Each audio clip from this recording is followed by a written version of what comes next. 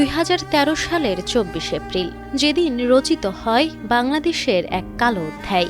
সেদিন বাড়ি ফিরবে বলেও আর কখনো ফেরা হয়নি অনেকের। মাথার উপর আকাশ ভেঙে পড়ার মতোই ধসে পড়েছিল আস্ত 8 তলা ভবন। তারপর রাষ্ট্র, সরকার আর ক্ষমতালোভীরা সেই দিনটিকে কেবলই দুঃস্বপ্ন ভেবে বেমালুম ভুলে গিয়েছিল। দাবার গুটির মতোই বদলে ফেলা হয়েছিল কিছু সত্য আর বাস্তবতাকে। বলছিলাম রানা প্লাজার কথা।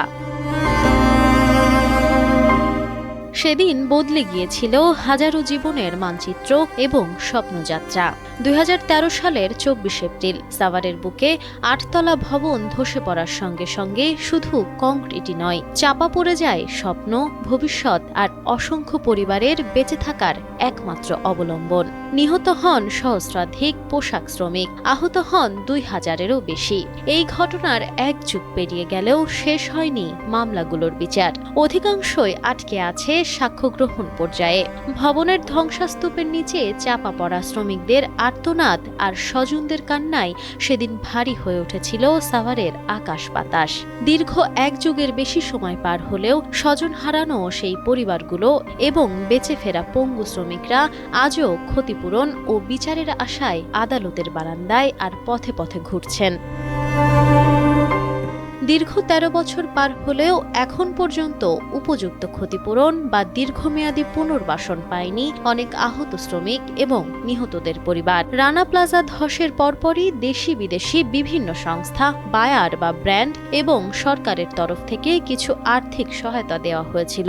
শ্রম আইন অনুযায়ী একজন শ্রমিকের সারা জীবনের আয়ের সমপরিমাণ যে ন্যায্য ক্ষতিপূরণ পাওয়ার কথা, তা আজও পুরোপুরি বাস্তবায়িত হয়নি। এদিকে বিচারের অবস্থা হতাশাজনক এবং তা চলছে কচ্ছপ গতিতে। রানা প্লাজা ধসের ঘটনায় দায়ের করা হত্যা মামলায় 594 জন সাক্ষী রয়েছেন, কিন্তু দীর্ঘ 13 বছরেও অধিকাংশ সাক্ষীর সাক্ষ্য গ্রহণ এখনো শেষ হয়নি। রাষ্ট্রপক্ষের গাফিলতি, বারবার সময় পেছানো এবং আইনি জটিলতার কারণে ভবনের মালিক, প্রধান আসামি সোহেল রানা সহ অন্য আসামিদের বিরুদ্ধে বিচার কার্যক্রম এখনো চলছে এবং এখন পর্যন্ত কোনো দৃষ্টান্তমূলক সাজা নিশ্চিত হয়নি। সময়ের পরিক্রমায় অনেক সাক্ষী স্মৃতি হারিয়েছেন, অনেকে ঠিকানা বদলেছেন, আবার অনেকে হতাশ হয়ে সাক্ষ্য দিতেই আসছেন না।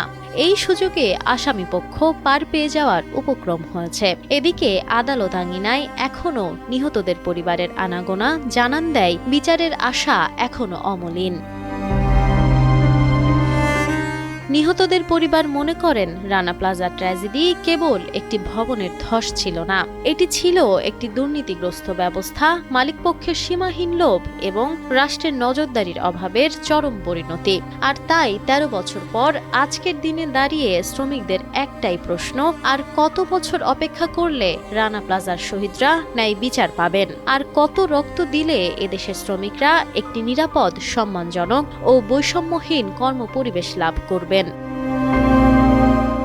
রাষ্ট্র ও মালিকপক্ষ যদি এখনো শিক্ষা না নেয়, তবে রানা প্লাজার মতো ট্র্যাজেডি যে ভবিষ্যতে আর ঘটবে না তার কোনো নিশ্চয়তা নেই। দ্রুত বিচার সম্পূর্ণ করে দোষীদের শাস্তি প্রদান এবং শ্রমিকদের জীবন ধারণের উপযোগী মজুরি ও নিরাপত্তা নিশ্চিত করাই হতে পারে নিহত শ্রমিকদের প্রতি প্রকৃত ভালোবাসা।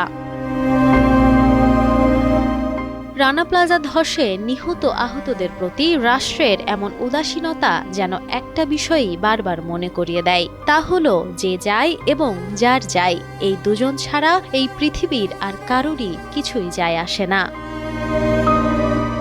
Nafisa Nuwal, Times today.